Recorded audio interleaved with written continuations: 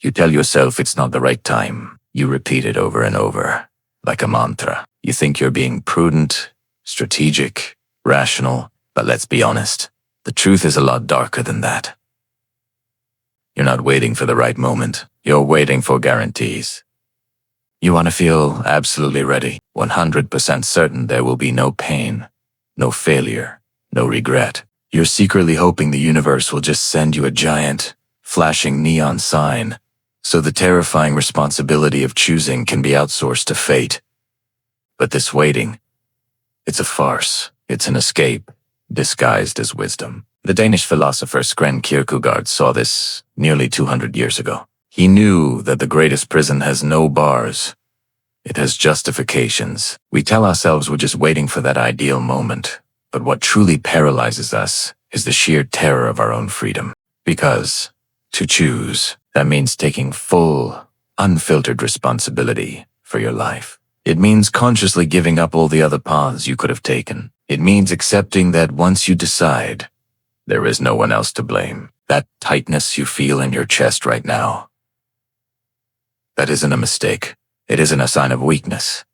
It's a symptom of being truly alive. Kierkegaard called it existential angst, that shiver that runs down your spine when you realize you are completely and utterly free. Free to act.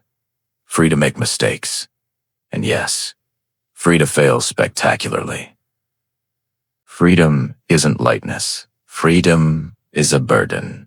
And that's exactly why so many of us prefer to stay trapped in the cozy realm of infinite possibilities, a world where anything could happen. As long as you never actually do anything, you fantasize about your ideal lives. You plan meticulously.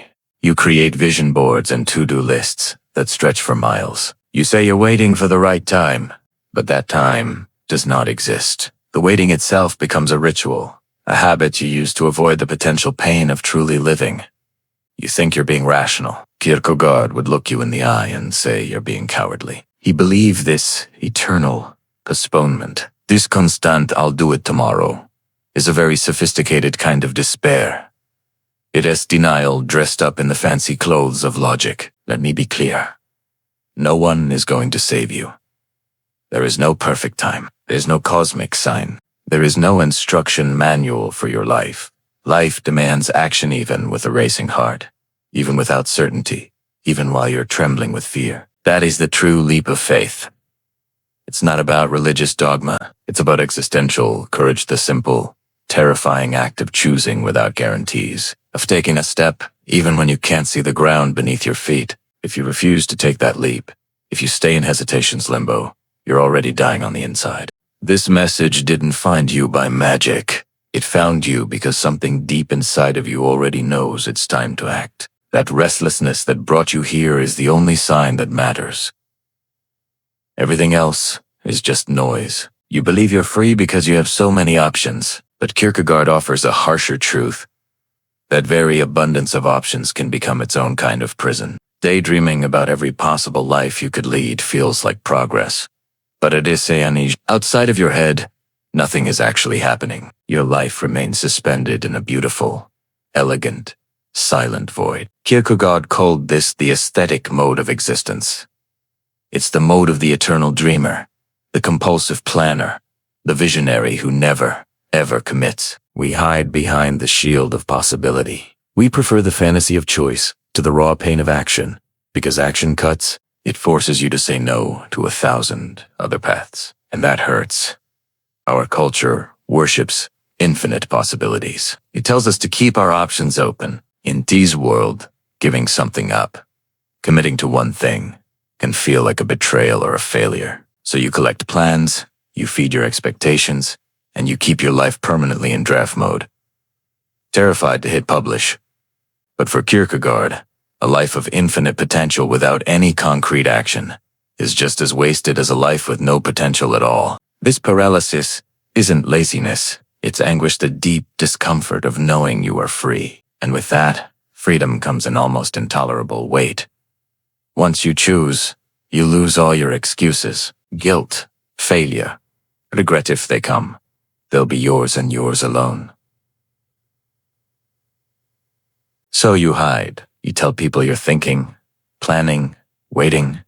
You share noble quotes on social media about the virtue of patience, but deep down you know you're hiding, because choosing ends the fantasy. It turns the dream into something real, and real things are imperfect, risky, and often flawed. And that's usually where the real work, and sometimes the suffering, begins. The longer you delay, the more that beautiful dream starts to decompose. You see time slipping by. You see other people out. They're trying, failing, but at least they're living. And you just wait. Kierkegaard is ruthless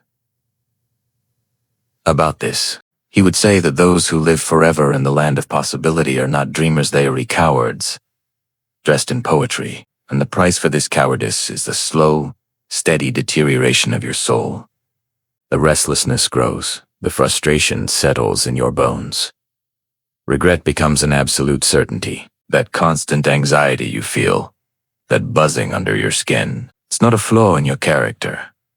It's unlived life. It's trapped energy, and it will continue to eat away at you from the inside until you finally do something with it. So why is it so hard to just act? Because freedom, which should be our greatest gift, makes us sick when we deny its weight. Anguish is not an error message from the universe telling you to stop. It's the price of consciousness. It shows up when we realize that no one else can decide for us. Not our parents, not society, not fate. It has always been you. That radical solitude terrifies us because choosing removes our alibi. We want all the possibilities without any of the responsibility. But that contradiction is precisely what gives birth to anguish. And here's the most important part. Kierkegaard says, anguish shouldn't be avoided. It must be traversed. You have to walk through it. It is the birthplace of true freedom. Without passing through that fire of anguish, you remain a shadow Samwa who lives by proxy, constantly shaping their life according to the expectations of others. Traversing anguish doesn't mean you stop feeling fear. That would be foolish. It means you act despite the fear. It means taking that first step, even while your knees are shaking. It means recognizing that the discomfort you feel as you end a sign that you're on the wrong path, as proof that you finally left the dead zone of passivity. So now, let's expose the big lie that sustains your paralysis. You're not waiting for more time, or more money, or more clarity. You're waiting for certainty, and it will never arrive. The longer you wait for that illusion, the more you feed a quiet despair that cleverly wears the mask of maturity. Waiting is not a neutral act. It is an active decision not to decide. It looks sensible and wise on the surface, but it's an escape from your deepest responsibility. To choose your life without any guarantees. So, what will you choose? Will you continue to wait for a sign that will never come, or will you take the leap? The choice, as it has always been, is yours. Thanks so much for watching. If this resonated with you, consider subscribing for more thoughts on how to live a more meaningful life. See you in the next video.